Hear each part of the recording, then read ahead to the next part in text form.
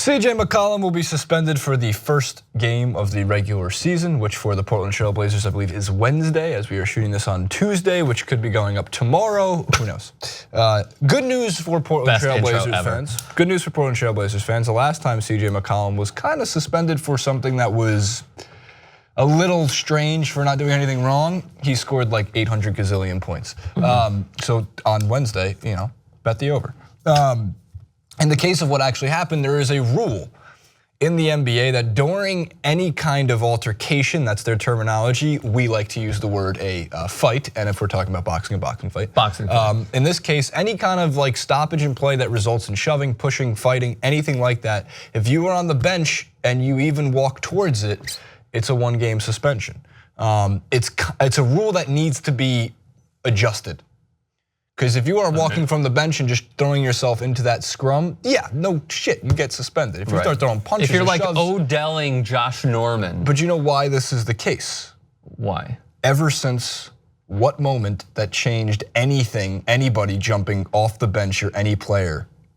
It was Malice at the Palace. 100%. Yeah. Ever since Malice at the Palace, they were a little bit afraid that things would get out of control and it would spill over into the stands. You know, there's only one thing that I default to every time I hear Malice at the Palace, and I believe this helped out Stephen A ton with ESPN. Not only what he did previously and done now, but this was like his moment. He just kept repeating the same word over and over again. Haymakers. They were throwing a lot of them. They were throwing haymakers. That's all he said, and that's the only thing that I will ever remember from the Malice at the Palace. The first thing that I'll remember was, well, you saw Steven Jackson going in there throwing haymakers, and then Ron Artest out of nowhere throwing haymakers. In the entire broadcast, it's like, shit, he's back to haymakers again. It's still the, who is the, I forgot who it was, but somebody made a great point saying that one of the Pacers players goes, what moment would you have liked to redo in history to change an outcome of an event? And someone was like, I forgot who Steven Jackson hits that like mid-range 2-pointer with like 51 seconds left. Yeah, that's so true. So there's no Malice at the Palace. Remember when those guys came on the floor like idiots and got crushed? Yeah, I don't know. I mean, wasn't it by Jermaine O'Neal? It was, yeah, Jermaine O'Neal. First of all of those guys, there's not one person on that Pacers team or that Pistons team that you want to take at any point. But this is, by the way, this is just out of context. It's part of the reason why some of these rules are put in place. And in the case of CJ McCollum, he didn't do anything. He walked over, but so what's your correct way of fixing this?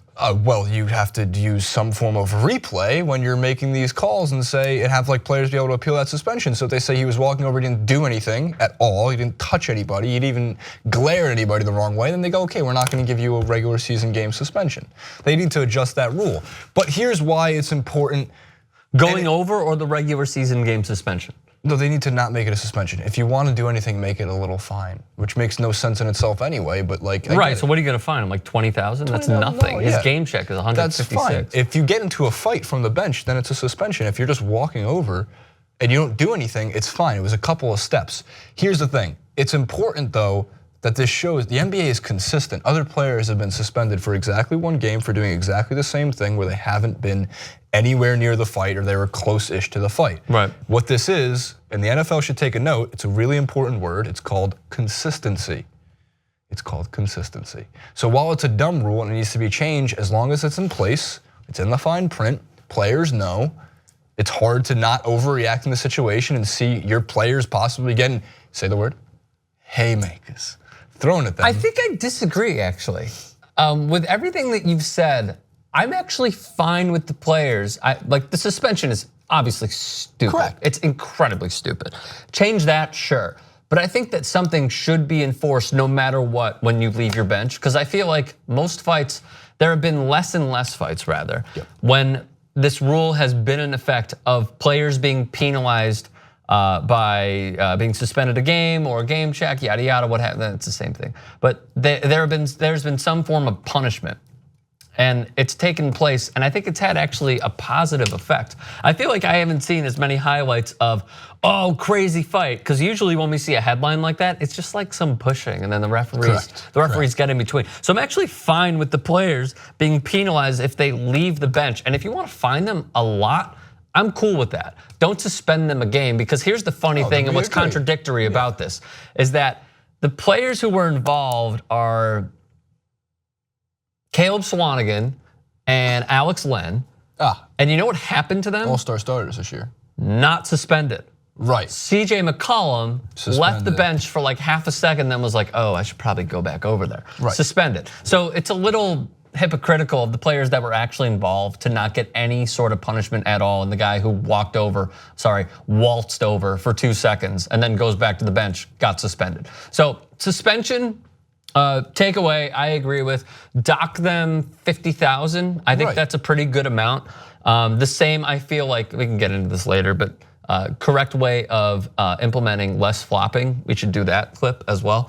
And I'll say my thoughts. Game checks are too abstract. It's too much of it's an idea like outside of. I think the next game, like setting up the next game, that's a very direct and real consequence that you feel right now because it's part of every game strategy to plan for the next game. Certain players are sitting, certain players are playing a certain amount of minutes based on your next game. So that's already in your game plan. But you're doing nothing? For walking over? I think it has to be some sort of consequence for leaving the bench. I agree because it happened to be someone who wasn't intimidating. But like if LeBron leaves the bench and starts storming towards a player, that is aggressive. You know what I mean? He's a large dude. Yeah, that's of course. Aggressive dude. Like I just think you're painting the picture, which again is totally fair, that he's going to go in there with intent to try and not separate but be physical. What if he's trying to go in there and just separate trying to drag players off? That's why they have to review it. Oh, dude, referees are like our size, man. Yeah, like they can't separate shit. I hear you, but I say leave it to the coaches and the referees, man. It's not